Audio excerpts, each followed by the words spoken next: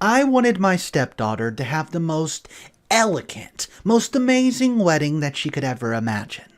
However, when I discovered that she's been talking to her bio father behind my back, who's an abuser, no good for nothing drug addict, well, that's when I probably went too far and did this. I feel really sad when I think of what was supposed to be for my daughter, Jane's wedding. It turned into something else after I withdrew the funding. Yet she continued to host the wedding at the venue. In the end, she did not get married, and she had the worst day of her life according to her. I did all that to teach her a little something about common decency. Even her mom has tried to raise her the right way, but Jane is too selfish. My very troubled relationship with her began when she was 17, and I got married to her mother. It was both of our second marriages after things did not work out between Alice and her ex-husband Gavin. Gavin is a very complicated man who has been in and out of rehab for many years, has manipulated Jane against me, and continues to disappoint her. Jane really loved her dad, so she was less than thrilled when she found out that her mom moved on. I understand that she was coping with the adjustment to a new lifestyle, but I tried my hardest to make her feel welcomed. When I married her mother, I promised her that her daughter would be my own, and I kept that promise. I loved Jane as if she was my own child, and I tried to build a friendship with her, but she pushed me away and she hated me. She told me multiple times that I would never replace her father, no matter how hard I tried, and that truly hurt. Her mother thought of just sending her away to boarding school, but I advised her against it. I could see that Jane was hurting a lot, feeling alone, so I paid for Jane to have weekly therapy sessions. At the time, I was not that financially settled, but I knew I had to do what was best for my daughter. Things between us improved to the point of us being friendly with each other.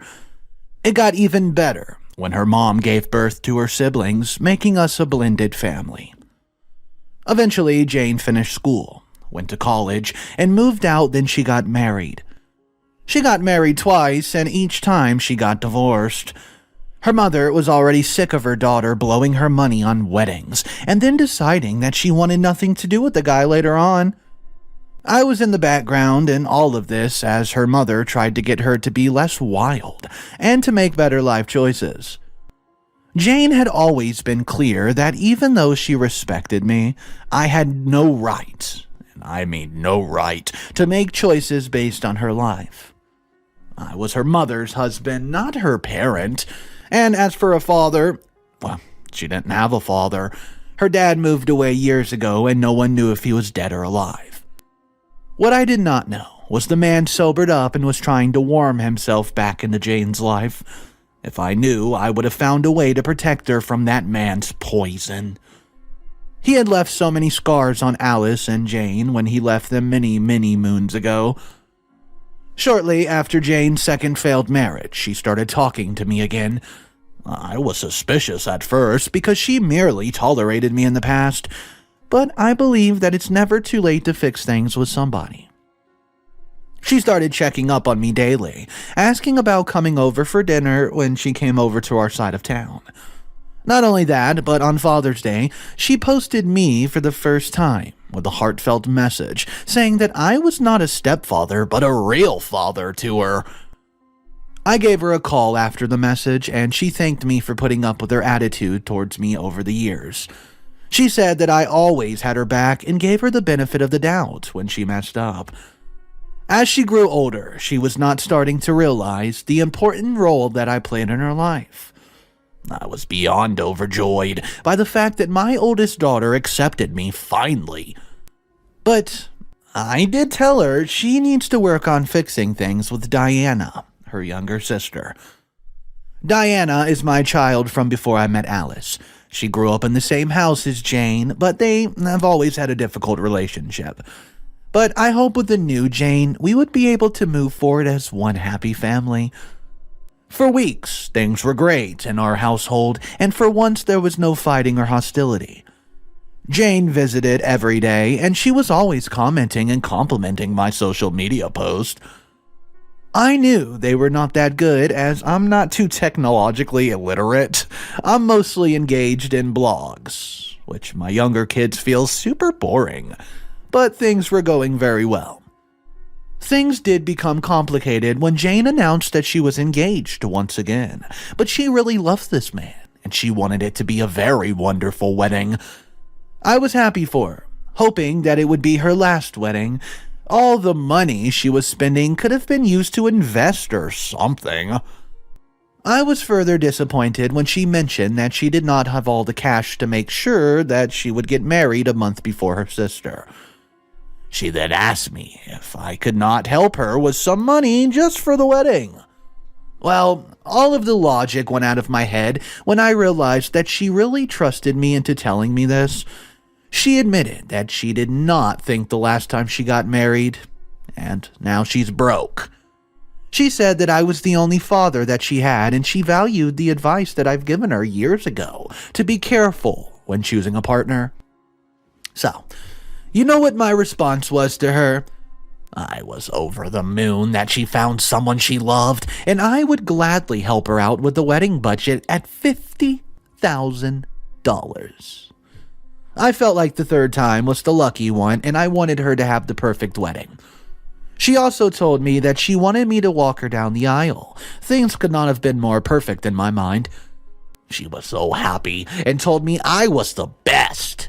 I had already pledged money to Jane when Diana called to let me know that things were tight and she needed cash for the wedding. She said they had to change the venue and so many other things, and she was afraid she would get in debt. The problem, though, was that I had just promised money to Jane, and I would feel so bad if I had to call her back and tell her that I could not. But Diana needed me as well. She was getting married in a month after Jane, and I could not let her be disappointed. So I gave Diana $25,000 while I gave Jane $50,000, since she was the one who asked first and she had a bigger wedding planned. I did not want something like money to prevent either of my daughters from walking down the aisle. I would cough out more of my savings if it got to a point where either of them just needed more. It also helped that they were both building a relationship for my sake and helping each other with wedding recommendations. My wife was beyond thrilled with the way things were going, even going as far as to call me a genius for making the impossible happen. I told her that it was something special. It was the fact that even though she had been a wild child, she was now able to see how much I cared for her. I could also see that she was now more mature and less bratty than she was as a child. I was so happy that both my daughters were going to be happy. I also hoped that one day I would be blessed with a grandchild. Or two. Jane wanted a fancier wedding with more stuff than Diana, so she had an engagement party 2 weeks before her marriage. I did not get the point, but it appeared to be a common thing amongst young people, so I just went along with it. She organized a beautiful party with some of her close friends, which was going well until I saw him. It's been several years since I've laid eyes on Jane's biological dad. He looked just the same, maybe a little clean for her party. I wanted to throw him out myself for even thinking that he had the right to come to her engagement party, but I held myself because I did not want to ruin Jane's day. I was so worried about Jane seeing him and getting mad at him that it was a sucker punch when she hugged him. My wife had turned pale beside me, saying, "What does she think she's doing? He's never been there for her." For both of her previous weddings, he did not attend. Instead, my wife stood in for him. But Jane was there acting like nothing had happened, and they were on good terms. I thought she had a better judgment, but this was just so far off. To rub salt in my open wounds. Jane got to the front of the room and did a speech. In said speech, she talked about someone very important to her and mentioned a lot of great qualities that sounded like the one she was always complimenting me on. She was so sweet that I felt like my heart was going to melt. At least she still saw that I cared for her. But once again, she blindsided me, calling up the man she respected above all else. Her bio dad. My family all looked at me with concerned expressions, but I was fine. I was very sad that it all took was this deadbeat alcoholic and substance abuser to show up, then she forgets about me? All I just wanted was some sort of acknowledgement from her, to just say that I had somewhat of an impact on her life. But it never came. She talked about everyone else while completely ignoring me. I was very sad that she did not consider me important, but I told myself to get over it. I was being mean and bitter. Maybe her real dad changed, and she did not want to hurt his feelings by including me in the speech. I never said anything about the speech, and, well, how I felt about it. Everything was just normal. This was up until a week before the wedding when I realized that she's been playing me all along, and I was just a big old fat fool. I neglected my duties, Diana, for her, and that was oh so wrong of me. She called me and told me that even though she was grateful for what I've done for her, she would be a lot more comfortable having her bio dad walk her down the aisle. That was an honor she promised me. Yet, she was going back on her words just days before. I felt a sharp pain go through my heart when she said that, and I got angry. I asked her why she posted me and tried to build a relationship with me, when she knew she was going to do this to me. I did let the previous week's stuff slide, but right now she was taking me for a complete fool. She went on and said that I had my own daughter. I could walk her down the aisle, but she loved her father more than she loved me. So there's no way she was letting me walk her down the aisle. She said she was not insulted her dad by having me walk her down the aisle instead. This is coming from a person whom I've taken care of since she was a girl. I've never demanded she pays me back for anything. She caused so much trouble for this family in her teenager years, as well as her college years, and guess who bailed her out every single time? I was done being taken advantage of by this spoilt brat. I told her that she could have chosen not to play with my feelings like that, and have me give her the money that she did not deserve. She told me that I was just a silly old man who really thought that I deserved to walk her down the aisle. Then she giggled. She told me that I was pathetic, and that I should not even bother to come to her wedding if I was going to be like this. Well, I told my wife all that she's done, and she was furious. She said that I was right in being angry with Jane, who was very irresponsible and manipulative. This time, I would not take it lying down. I'd been so kind and understanding to her over the years, yet she continued to use me and play with my feelings on repeat. She was so spoiled, and she thought that the world owed her something. I was angry, and I wanted to make her pay. So I did something she would never forget for as long as she lived. Remember how I said that I paid for her entire wedding? Well, I had all the names of the service providers for that day as well as the venue. I was friends with some of these people, and I did not even have to try to explain why I wanted her wedding canceled.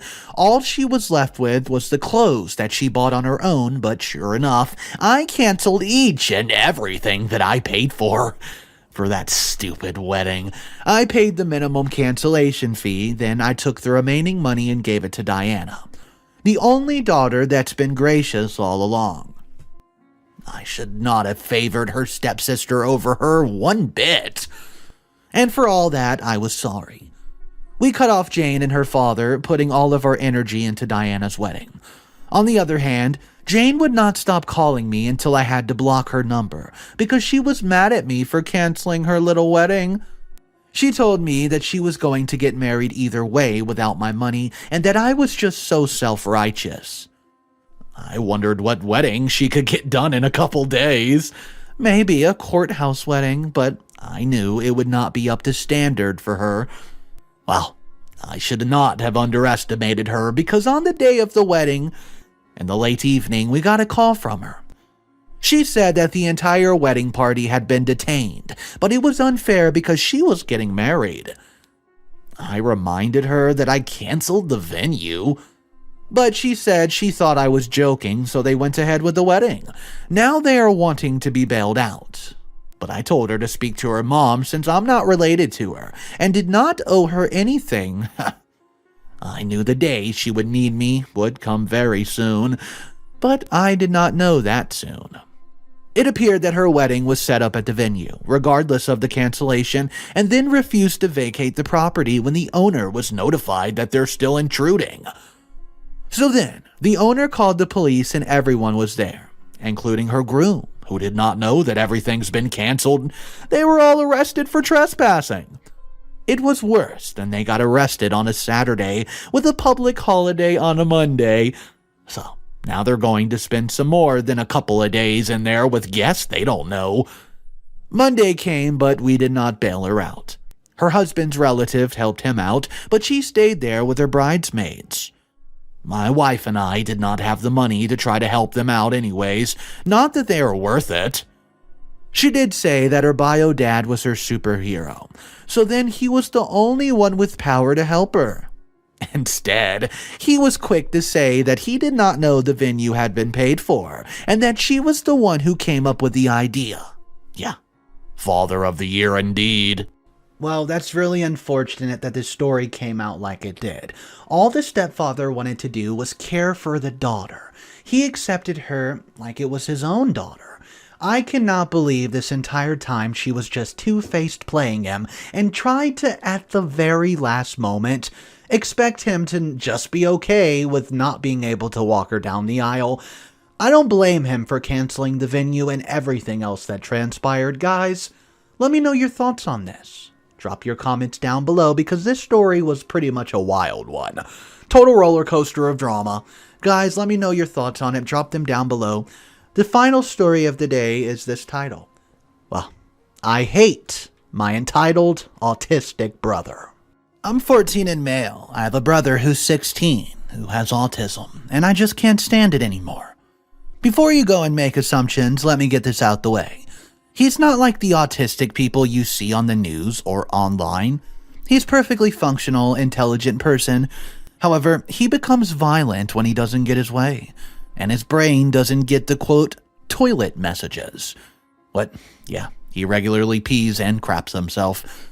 The thing with him is, these things only happen at home. Anywhere else, he doesn't have any problems with accidents in his pants. What happened today drove me over the edge to the point to write this. For context, here's the usual routine. I wake up to him on my bed hitting me repeatedly. My parents are downstairs making breakfast, oblivious to this. He won't stop, so I shout for my mom. She comes upstairs, gets him off me by rewarding him with chocolate, and proceeds to yell at me for shouting for her, and confiscate my electronics for an hour. When I get home from school, all's fine. I do some homework, go on to the Xbox.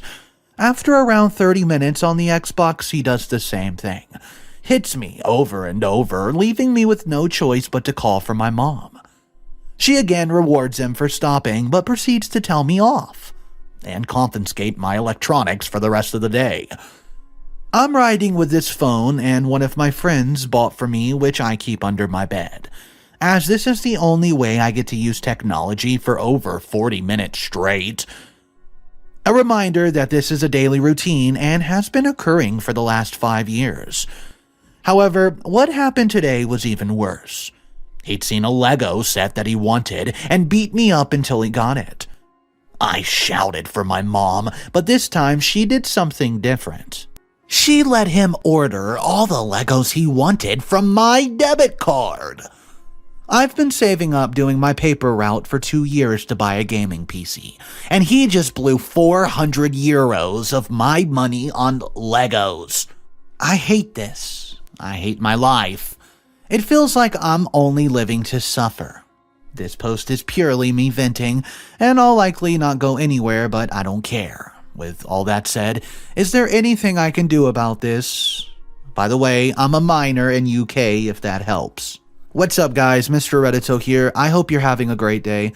There is an update for this post. If you're not subscribed to the channel, go ahead and click that red button underneath this video with the notification bells on so you never miss any update.